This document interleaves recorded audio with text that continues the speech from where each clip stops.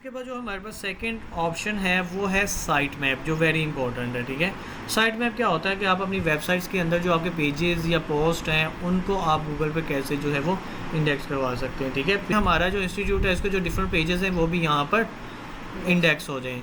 तो उसके लिए सिंपल सा वे है, आपने यहाँ से आना साइट मैप पे, साइट मैप पे आके, और एक चीज़ बता दूँ, अगर तो वर्डप्रेस की वेबसाइट है ना तो फिर तो आपके लिए बहुत ही आसान है, बहुत ही आसान है, कोई कुछ नहीं करना। सिंपल आपने ये देखें यहाँ पर गए, मैं आपको यहाँ पर बताता हूँ, आपने सिंपल यहाँ पर जो है वो स्लैश ऐड किया, यानी यहाँ पर जहाँ पर ऑलरेडी WP आ रहा है आप WP नहीं लिखना, आपने साइट मैप लिखना है, साइट मैप .xml। ठीक है, और एंटर प्रेस कर देना है। अब जैसे ये एंटर प्रेस किया तो ये हमारी जो है कह लें कुछ इन्फॉर्मेशन दे रहा है, जैसे कि वो कह रहा है URL है आपके पास 8। ठीक है, आप इनमें से डिफरेंट किसी भी स्पेसिफिक URL को भी इंडेक्स करवा सकते हैं। मतलब ये देखें, ये मेरी पोस्ट 1 का URL है, पेज 1 का, एंड पोस्ट पे टीचर्स जो पेज है उसका है, एंड ये भी प्रोडक्ट 1 का, एंड यहाँ पर ये मेल पोर्ट है, एंड टेक्सोनोमीज़ हैं। ठीक है, कैटेगरीज एंड टेक्सोनोमीज़ में प्रोडक्ट है, एंड उसके बाद ये यूज़र 1 को भी आप करवा सकते हैं। ठीक है, लेकिन मैं कहता हूँ मुझे पूरी की पूरी अपनी वेबसाइट देनी है, उसमें जितने भी पेजेस हैं वो सारे के सारे साइट मैप पे चले जाएँ। तो आपने क्या करना है, सिंपल अपने यहाँ पे जाना साइट मैप पे, और यहाँ पर आपने जाके वही जो आपने यहाँ पे लिखा है ना, ये आपने इसमें ऐड कर देना है। इसको कॉपी करें, कॉपी करके आपने यहाँ पे इसको Ctrl+V पेस्ट किया, और सिंपल यहाँ से इसको आपने सबमिट कर देना।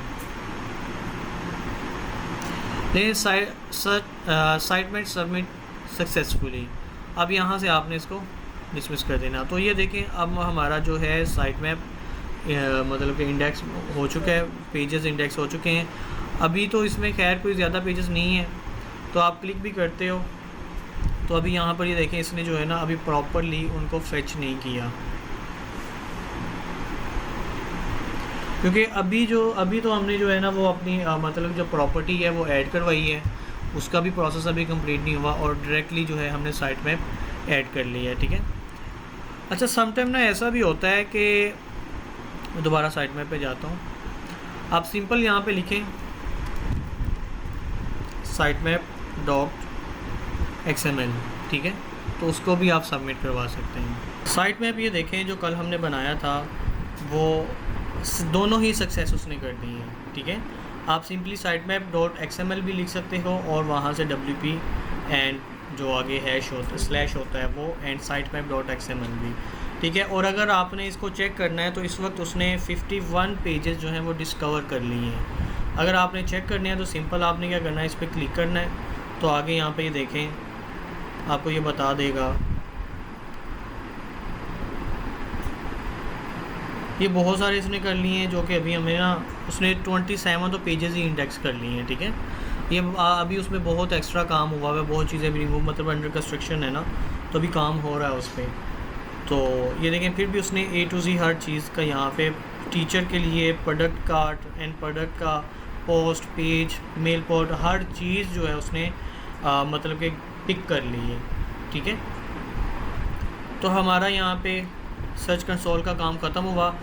SEO के जो सबसे मेन पार्ट होते हैं वो ये दो हैं। ठीक है, वैसे तो 3 कहा जाता है ना, 3 ही होते हैं बेसिकली, तो तीसरा भी अभी मैं आपको करवा देता हूँ।